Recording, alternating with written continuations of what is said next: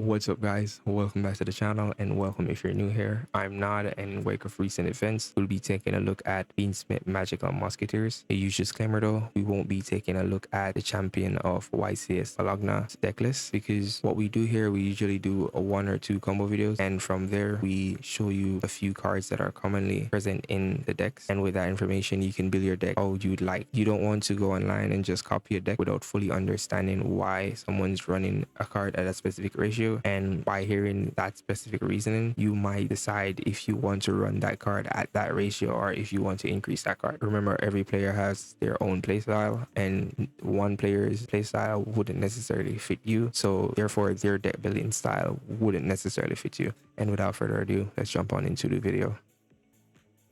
Alright, so there's something you need to know before getting on into the combo. All your level 4 lower Magical Musket monsters, they have an effect that whenever a player activates a spell or trap card in the column that they're in, it'll trigger their unique effect. Starfire, for example, she special summons a level 4 or lower Magical Musketeer monster from your deck. Also, your Magical Musketeer monsters allow you to activate their spells and traps from the hand on either player's turn.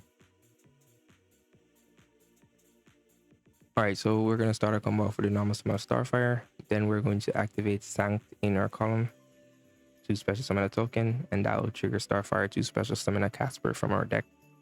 Now we're going to turn our Starfire into a Max, and then turn that Max into a Requiem, which we're going to use as effect to summon a Lacrima. Lacrima is going to send an Engraver from the deck to the grave. Then we're going to equip to the Lacrima to summon Necroquip, and then Engraver is going to return the Max to special summon. So that's the main reason why we went into Max instead of directly go into Requiem, is because we want the bodies to remain in the grave, so we don't want Engraver to return any of these cards from the grave to the deck. Now we're going to go into M7, then we'll go detach the Engraver and add the Engraver to hand. Discard the Engraver to add the Tract. Now we're going to activate Tract in Casper's zone, add in a Lorry, discarding the Lorry. That will trigger Lori and Casper. So Casper is going to add you a Magical Musket card. We'll be adding Last Stand, which is a spell trap negate. We'll special summon the Lori. Then we're going to turn those two into a Yama. Yama's going to add Shavara. Now we're going to make Soul of Rage. And then Shavara is going to destroy the Soul of Rage to summon in Soul of Rage 1, targeting the Necroquip. And then Yama 2 to special summon Engraver.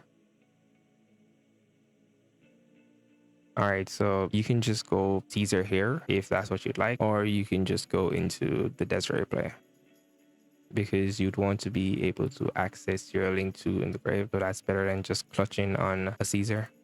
So we're going to set the trap, and we want to set the trap in the column of the Casper. The reason for that is, instead of waiting for your opponent to do something to use Last Stand in order to trigger your Casper, you can always wait until your opponent special summons, which they have to do if they want to play Yu-Gi-Oh! Then you activate your Chamber, and then Chamber is going to reborn your Soul of Rage, and that will trigger the Casper, and you can add any one of your spells. Don't go for another Last Stand, because it's once per turn. So now we're going to fuse for Desiree. Then we're going to link the Casper and our sequence off into our new Link 3. Then we're going to use the Link 3 to reborn the Casper. Alright, so you might be wondering why I did that. You simply just want your Link 2 off the field, and you want your Link 3 in rotation. So whenever this is in rotation and you have, like, say, our Lacrima in the grave, you can always use Lacrima to reborn this, and then this is going to reborn your Desiree or either one of your Light Fiends. So you'd always have access to a Light Fiend pretty much. So in the opponent's turn, we're going to use Lacrima to reborn our Requiem. And in the main phase, Requiem is going to special Lacrima to send the trap card.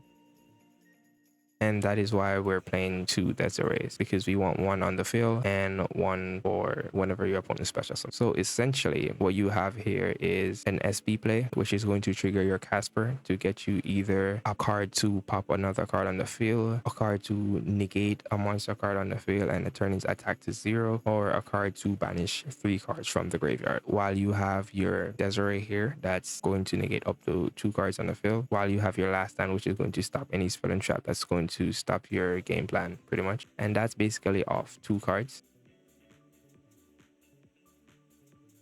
Well, since you've made it this far into the video, that must have meant that you've enjoyed it. So nothing's wrong if you left a like. Also, if you're interested in seeing more content from us, you can just subscribe to our channel. That'll help us out a lot. Alright, so this is what it'll look like if you're planning to play with the musket spells and trap. Otherwise, you cut like these 8 cards and it'll be like 16 cards. It'll cut like the 2 last stands, the 3 crossed thumbs, the dancing needle, desperado, and the Casper. Because without these cards, you don't really need Casper because he's the one that's going to add you these cards. But for this build, we'll be playing like the musket card. The reason why you're playing like 2 last stand is because you're not playing the dock. What dock does is he adds a different musket card from a spell and trap card that was activated in its column. Seeing that we're already talking about the muskets, let's just talk about what they do. So Starfire, as you've seen, it special summons a musket monster from your deck. In defense, Calamity, it reborns a musket monster. Casper, it adds a musket card. Cross Thumb, it targets a face-up monster on the field, turn its attack and defense to 0 and negates its effect. Dancing Needle, it banishes up to 3 cards in the graveyard. Desperado, it targets a face-up card in the field and destroy it. Last time, it's a counter trap, that's a spell or trap negate. Each of these cards you can only activate 1 per turn. Now for the non-Fiendsmith cards, we have our Lurry and our Shavara along with a chamber. As for the Fiendsmith, we have our trap card, we have 3 track, we have a Sank, 3 engraver, and 1 lacrima. You can play 2, but 1 is fine for this build. So now for the extra deck, you have a 1 mark. What it does is whenever it's linked summon, you can activate one of its 2 effects and add musket spells and traps with different names up to the amount of monsters your opponent control, or you can special summon musket monsters with different names up to the number of spells and traps your opponent control. If you use Link into the range to summon this guy, then your opponent won't be able to respond to his unsummon effect because that's the condition of Linked into the Vein. Requiem, it's the start of your Fiendsmith backyard. So Requiem sequence, we have our Link 3, double Desiree, because 1 for the trap and 1 to be on the field. Non-Fiendsmith fusions, they are either Necroquip. Then for the XCs, we have our Caesar or M7, and for the Synchro, we have our Chaos Angel. Now for the Unchained, we have our Yama, Soul of Rage, and then the SP that the Soul of Rage would summon.